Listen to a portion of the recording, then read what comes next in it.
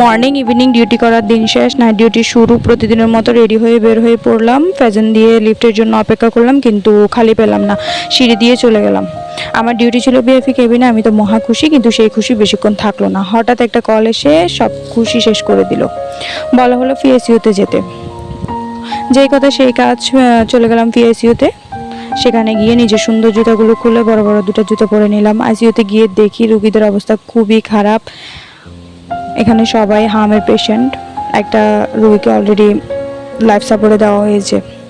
রাত 1:30। এখন আমি একটু বিশ্রাম নিতে যাচ্ছি। যেতে না যেতে 4টা বেজে গেল। উঠে পড়লাম।